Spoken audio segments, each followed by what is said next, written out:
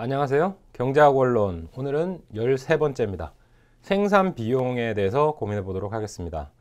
지금부터는 이전 장에서는 우리가 재정학 또는 공공경제학의 토픽을 두고 이야기를 했다면 지금부터는 산업조직론이라고 얘기할 수 있습니다.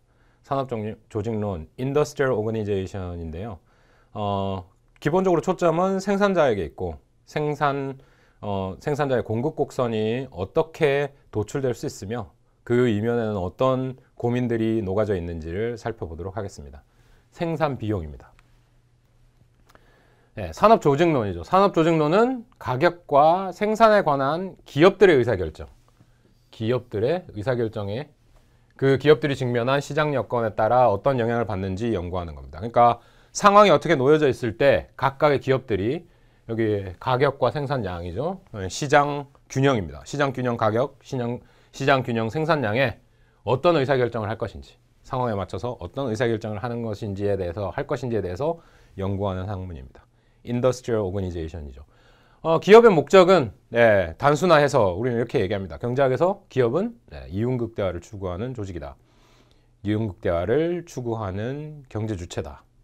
그렇죠? 기업 이윤은 profit입니다. profit.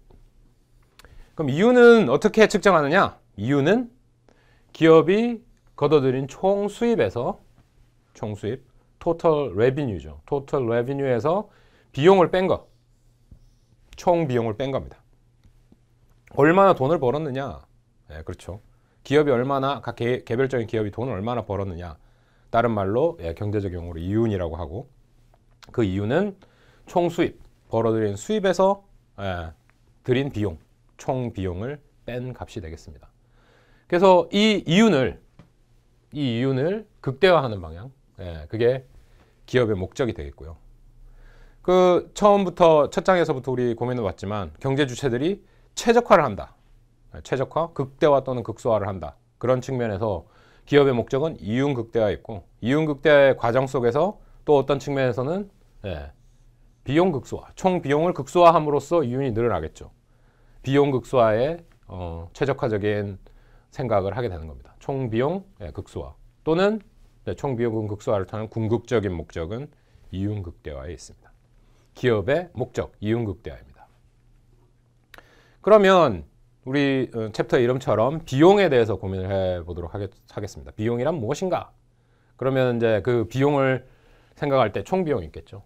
총 비용이 있는데 그 비용에 앞서서 원래 목적이 이윤 극대화, profit maximization이었으니까 그 한 축을 담당하고 있는 것 총 수입이 됐었죠.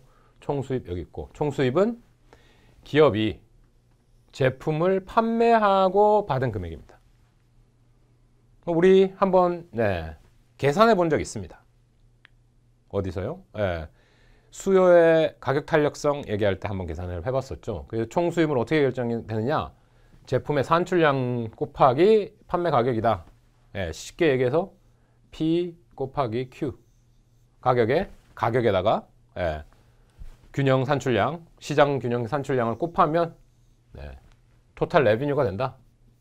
TR, 토탈 레비뉴는 가격, 시장 균형 가격에다가 산출량 또는 판매량 곱하면 됩니다.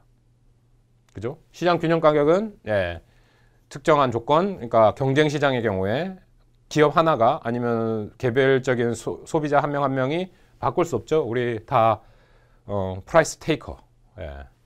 그래서 P는 고정이 돼 있고 그 P에다가 내가 얼마나 생산을 해가지고 팔았는지 판매량 곱하면 총 수입이 되는 겁니다. 그런 측면에서 쉽게 계산을 했었고 그때도 디맨드 곡선, 수요 곡선에 P, Q 있는 점 두 개 곱하면 사각형 모양으로 나오는 게 총 수입이 됐었습니다. 다음으로 총 비용이요. 총 비용, 재화와 서비스를 생산하는 데 따르는 모든 기회 비용이죠. opportunity cost를 경제학에서는 비용으로 얘기하고 있습니다. 앞에 기회가 안 붙어 있어도 항상 기회비용을 생각해야 됩니다. 그럼 기회비용이 뭔가 한번 복습해 보면 무엇을 얻기 위해 포기해야 하는 모든 것 또는 포기해야 되는 것 중에 가장 높은 비용, 그거를 기회비용이라고 하죠. 내가 이거를 하려고 결정을 했을 때 다른 것들을 못하는 모든 것들 중에 제일 가치가 높은 게 기회비용이 되겠습니다. 이걸 하는 대신 다른 걸 할 수 있었어요. 그러나 그걸 포기하고 이걸 선택했어요. 그런 측면에서 기회비용을 항상 경제학적 비용으로 생각을 해야 된다. 회계학적 비용은 그냥 여기 스티커에 붙어있는 가격표에 붙어있는 그 가격, 그죠? 요것만큼 얼마만 들어? 이런 어떤 비용들, 이거 사는데 얼마 들었어? 그런 비용들. 그러나 경제학에서 얘기하는 것은 한 번 더 얘기하지만 기회비용입니다. 옵처니티 코스트를 얘기해야 되고 고민해야 되고, 예, 무엇을 얻기 위해서 포기해야 되는 가장 값어치 있는 것들, 거기에 대한 게 기회비용이 되겠습니다. 그래서 명시적으로 우리가 보고 있는 어카운팅 코스트 또는 회계학적인 명시적 비용에다가 요 암묵적 비용, 예, 포기하는 그 비용들이 포함되어 있다는 거죠. 이거를 할 수 있음에도 불구하고 다른 걸 선택했을 때 기법하는, 예, 포기하는 그 비용, 그게 기회비용이 되겠습니다. 그래서 그 총 비용을, 그 총 기회비용을, 예, 총 비용이라고 하고, 그래서 다른 측면으로는 기업이 생산 과정에 투입한 모든 요소의 시장 가치, 예, 어떻게 그 가치를 매주하느냐? 시장에서 거래된 가격으로 매주한다. 그래서 총 비용을 이렇게 측정한다는 겁니다. 기업이 생산 과정에 투입한 모든 요소의 시장 가치를 다 더해서 총 비용으로 계산한다는 것이죠. 총 수입, 총 비용. 총 수입에서 총 비용을 빼면, 네, 이윤입니다. 그래서 한 번 더 살펴보시면 explicit cost, implicit cost 이렇게 나와 있네요. 명시적 비용과 암묵적 비용입니다. 현금 지출이 필요한 요소 비용들, 각각의 비용들, 네, 돈으로 쓰여져 있는, 스티커에 딱 붙여져 있는, 라벨에 붙어져 있는, 써져 있는 그 비용이 명시적 비용이 되겠죠. 명시적 비용. 거기에 비해서 implicit cost, 현금 지출이 필요하지 않는 요소 비용, 그러니까 암묵적인 비용. 회계사, 그러니까 어카운팅에서는 암묵적 비용을 무시하고 쓰여져 있는 스티커 프라이스에만, 네, 초점을 맞추죠. 기회비용으로서의 자본비용에 대해서 한번 생각해 볼까요? 자본비용. 네, 뭐 경제학에서 얘기하는 자본비용은 기계를 빌려가지고, 네, 기계를 빌려서 생산 과정에 쓰는 겁니다. 거기에 드는 비용, 그게 자본비용이죠. 그러니까 뭐 돈을 빌려서 아니면은 그 어떤 계약 조건, 자본을 빌리는 데 대한 계약 조건에 이자율도 붙고 다른 어떤 상황이 있는 겁니다. 그래서, 예, 자본 비용을 측정할 때, 예, 암묵적 비용이 포함된다는 거죠. 내가 이 기계를 안 빌리고 은행에다 돈을 넣었다. 또는 다른 정말 좋은 투자 기회에 돈을, 예, 투자를 했다. 그러면, 예, 우리가 자본 비용을 지불하는 대신에 얻을 수 있는 뭔가가 있습니다. 이자를, 예, 못 얻었죠. 내가 그냥 투자를 했으면 뭐 수익률이라든지 아니면 디비던드라든지 그 인트레스트 레이트라든지 반대급부로 내가 이득을 얻었음에도 불구하고 이 자본 아니면 이 기계를 사용함으로 인해서 비용을 지불했어요. 그 이면에 비용을 사용하는, 기계를 사용하는 데 대한 기계 사용비 플러스 내가 투자를 못해서 얻을 수 없었던, 포기해야만 했던 이자율 또는 수익률, 그것까지 암묵적 비용에 포함되는 겁니다. 그 사업에 투입된 금융자본의 기회비용, 예, 금융자본의 기회비용이 그렇게 되겠죠. interest rate, 그러니까 이자율에 따른 수익을 창출하지 못했죠. 그 다음에 투자에 대한 수익률, 예, 다른데 뭐 투자를 했으면, 주식을 샀으면 거기에 따른 수익률, 암묵적 비용, 그런 자본비용, 기회비용으로서의 자본비용이 그런 측면이 있죠. 회계장부에 나타나지 않습니다.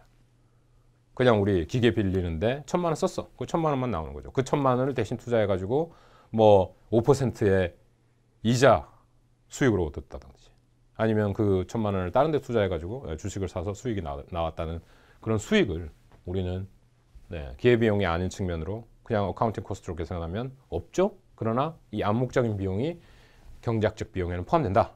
총 비용에 포함시켜야 한다라는 측면입니다. 다음으로 그 명시적 비용과 암묵적 비용을 포함한 총 비용을 뺐기 때문에 총수입에서 토탈 레비뉴에서 토tal 코스트를 뺐는데, 그렇죠? 그 뭐 경제학적 프로핏, 이코노믹 프로핏은, 예, total revenue minus total cost, 그렇죠? 이게, 예, 경제적인 이코노믹 프로핏입니다. 근데 이 total cost를 매저하는, 측정하는 걸 뭘로 해야 된다? 기회비용으로 해야 한다. 아까 얘기했던 암묵적 비용을 항상 염두에 둬야 된다. 그렇죠? 회계적 비용, 그 총수입에서 명시적 비용을 뺀 금액입니다. 그렇죠? 그래서 암묵적 비용을 안 뺐기 때문에 회계학적 이유는 좀 더 높이 나오게 되겠죠. 기회비용을 고려하지 않았기 때문에, 암묵적 비용을 고려하지 않았기 때문에. 그래서 이런 차이가 있다는 거예요. 경제학적 이윤과 회계학적 이윤이 차이가 있다. 우리가 토럴 코스트를 생각하는 데 있어서 항상 요 기회비용을 생각해야 된다. 경제학에서 그냥 비용이라고 얘기하면 네, 괄호 열고 괄호 닫고 기회라는 말이 빠져 있었다. 그렇게 해석을 해야 되는 겁니다. 항상. 표로 그림으로 나타냈네요. 그렇죠? 총수입에서 총공급. 총수입에서 총비용. 그렇죠? 총기회비용이죠. 우리 기회를 생략하고 이렇게 괄호를 해가지고 보통 총비용이라고 얘기하지만 경제학에서 얘기할 때 경제학자가 바라보는 비용은 이렇다는 겁니다. 총수입이 이 큰 사각형이면 암묵적 비용 더하기 명시적 비용 해서 빼면 경제학적 이유는 요만큼이겠죠. 그러나 회계학에서 얘기하는 이유는 요 경제학적으로 고려되고 있는 암묵적 비용 자체가 안 빠졌죠. 회계학적 이윤이 경제학적 이윤보다 큰 거죠. 보이십니까? 네, 총수입이 이 사각형, 큰 사각형이라면 회계사적 측면, 회계학적 측면에서 회계학적 이유는 암묵적 비용을 포함하고 있어서 더 크다. 한 번 더 그림으로 보여드렸고요. 이런 차이가 있습니다. 그래서 기회비용, 중요한 개념으로 꼭 알아두시고 항상 경제학에서 얘기하는 비용, 기회비용에 개념이 들어있다. 암묵적 비용도 포함된다.